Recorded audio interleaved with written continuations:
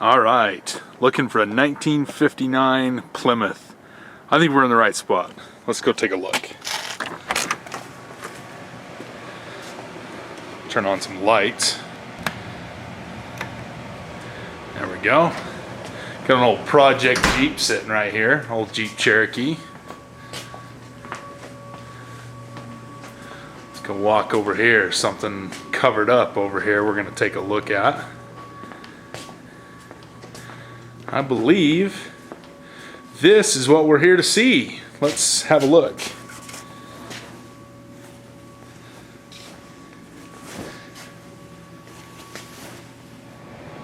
All right, there it is. 1959 Plymouth Sport Fury. Two-door hardtop. This was the top of the line Plymouth for 1959. Available in two body styles, two-door hardtop or convertible. Let's take a look under the business end here, see if we can have a check of the engine. There we are, the heart of the beast. I'm sorry for the background noise. It's in a climate controlled garage, so the heater's running. It's very cold outside today. But that's the original engine for this. Let's see if it'll fire up, shall we?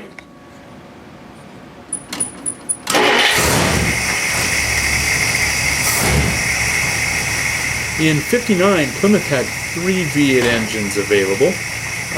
2 of them were a 318 cubic inch engine, coined the V800. One of them was just a standard V800, and the other was V800 with Super-Pak. Now, the standard engine produced 230 horsepower and a whopping 340 foot-pounds of torque. And the Super-Pak engine was upgraded intake and exhaust, ignition, and that is the standard engine for the Sport Fury, the engine we have here. This is the Super-Pak, producing 260 horsepower and 345 foot-pounds of torque. The top-of-the-line engine, optional in the Sport Fury, was called the Golden Commando 395. Again, a big block engine. Many people confuse that thinking it's 395 cubic inch. It was in fact 361 cubic inch and produced 305 horsepower and 395 foot-pounds of torque. That's where they got the name, Golden Commando 395. Now, in case you're wondering, that is the original air cleaner right there. He still has that. Definitely don't want to get rid of that. And the reason the valve covers are gold is because he's painted them to match the air cleaners on the factory available dual 4-barrel intake. Now, this was available not from the factory installed on the car, but you could get this over the counter at your parts department. And this would probably increase the horsepower maybe 20, 25. This has been on and off. He's having some issues with jetting problems. He's working on the carburetor, trying to get it to idle right at this altitude. So he's back and forth with that. But that is the factory dual 4-barrel intake. Now, let's back this thing out and have a close look at it. All right. Now, the Plymouth models were actually available in 4 different variations. You had the bottom of the line, which was what they called the Savoy. Then you had the Belvedere. Then you had the Fury. And then the top of the line, which was the Sport Fury, like this one, which has the most chrome, the nicest interior appointments and amenities, the most feature standard, dual antennas, the sport trunk, I think they called that, sport deck. Got the 50s rumble going on. Good sounding V8. Check out the size of the fins. In the 50s, fins were all the rage. The bigger the fin, the better the car. And I mean, I really, some say the 59 Cadillac has the biggest fins. I would say this is, if not the biggest, it's second only to the 59 Cadillac for biggest fins. But the cars, I really dig the looks of these cars. They're just neat. They're really neat looking. They're fun to drive. It turns heads. Just a fun machine. Let's take a look inside. Take a look at the upholstery here. Now this car is actually all original. It's a Survivor car. The chrome is all original, apart from the front and rear bumpers. A few years ago, when they have repainted it. It's obviously, the paint's not going to last this long.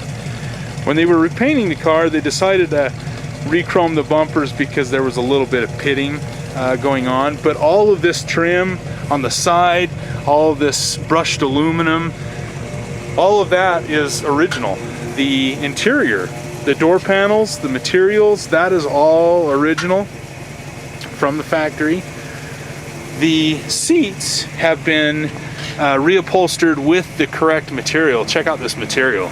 Pretty neat, man. It's kind of a copper color, but it's got like this unique feeling upholstery fabric. The seats were redone with the correct materials, but the side panels, the door panel, the fold down armrest and center section, that is all the original material. The dashboard is all original.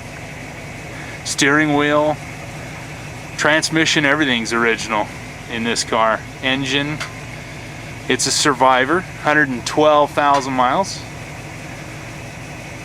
I gotta show you something really cool. Now this was standard. This was the deluxe, the top of the line interior here. Low back kind of bucket seats, but it was a kind of a split bench. Got plenty of room in the back. Large back seat. No wonders drive-ins were popular. This is a unique feature. Now, this little lever here, what you do is pull this lever, and the seat will swivel out. Swivel seats, standard on your new 1959 Plymouth. Aids entry and exit of the vehicle. Extends to the passenger side as well. Walk around the car. So you're on a date, you know, and back in the 50s, ladies like to wear, you know, dresses and skirts. So you'd open the door, and to avoid possible embarrassment, right this way. Have a seat. Then she can get in without issue and get in the car. Paris and Brittany would hate this car.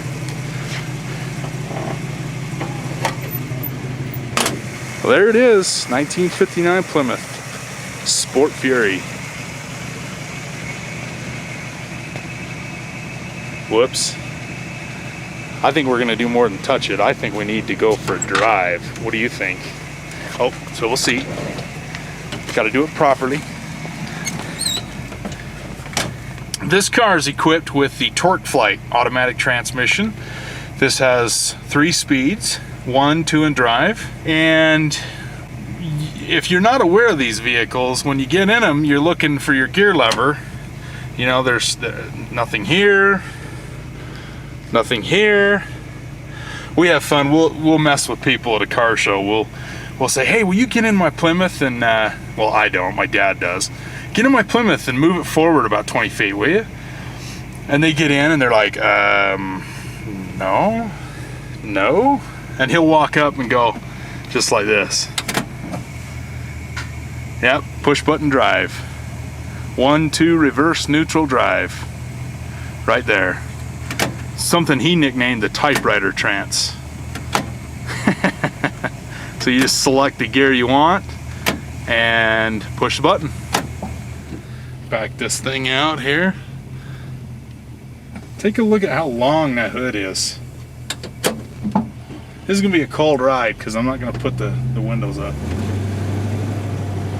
And I'm holding it in place because it's a little bit shaky right now. Some cars here.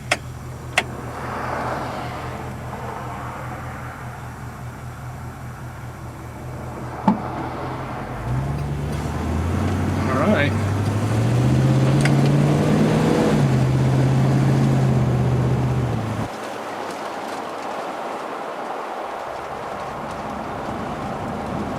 I don't have a GoPro mount or any of that, so we're just gonna kind of wing it.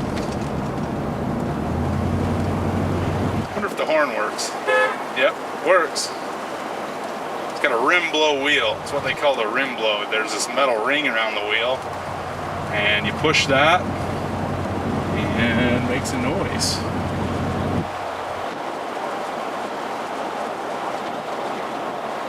These cars rode really well. They're a big car though. That was the thing. America back then, you know, we weren't trying to build, you know, we were building what we wanted. Big, low-slung, cruising cars that would run down the interstate, that were stylish, a lot of chrome, a lot of room, and we weren't trying to be Japan or the UK or, you know, Germany like we are today. We were our own selves. And, you know, that shows in the old iron. And that's why a lot of people really like the old cars. They want to own one, restore one.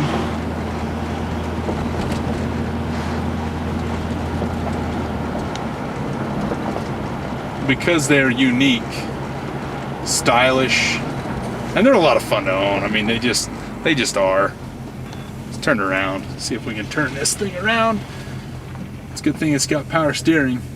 And that's the thing back in the day too. When you drive one of these old cars, the steering wheel moves with your pinky. There wasn't, the idea was that you had no feedback. You could just turn this wheel with just the slight movement. I mean, there's nothing to it. And there's like no feedback at all. It's a little different.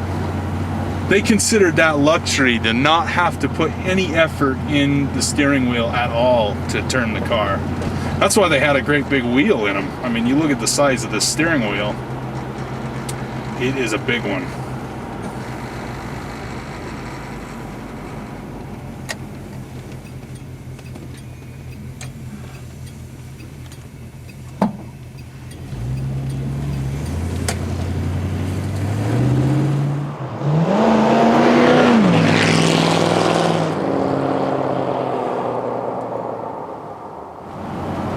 I tell you, these are fun cars though. I mean, they ride nice, they cruise nice. Big, you can stretch out, you got plenty of room.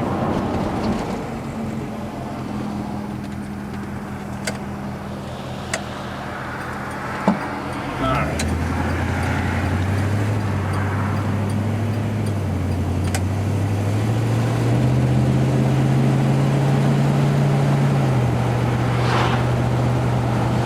I tell you what, I'm freezing to death.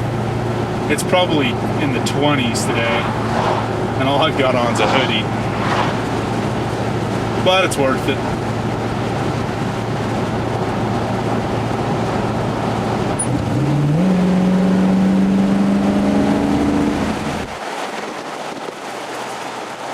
Wind in your hair, that's what these were all about. That was the air conditioning. Go faster if you wanted to get cooler. Leave the windows down and just go. Of course, right now it's not. It's bloody cold.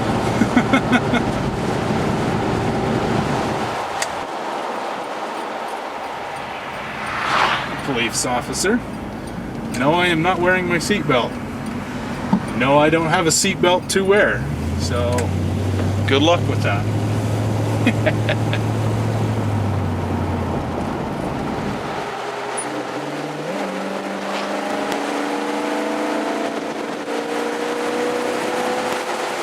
By the way, if you're cruising down the freeway and you smash the gas, this car won't shift out a second until about 90.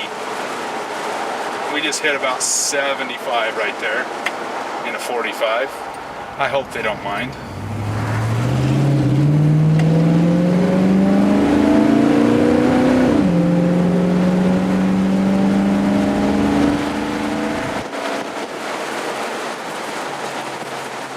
Yes, I am speeding. I am sorry, officer. Not really, but that's okay. That's extremely cold.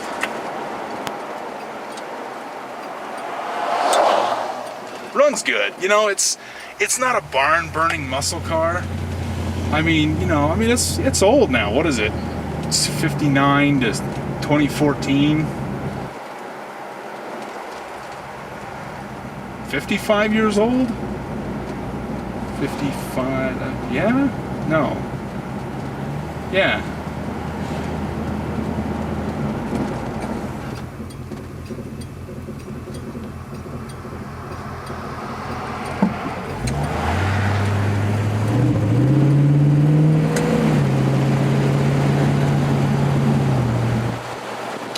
Yeah, the old man, he pushes on it a lot harder than I do.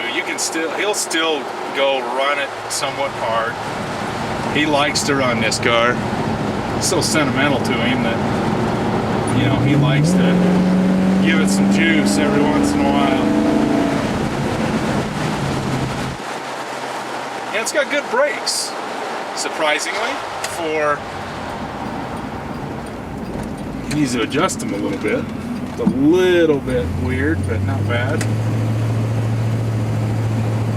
For drum brakes, they stop pretty well for as much weight sitting here. I mean, you got to figure this car weighs probably, what, 4,000 pounds? A couple of ton. It is no featherweight.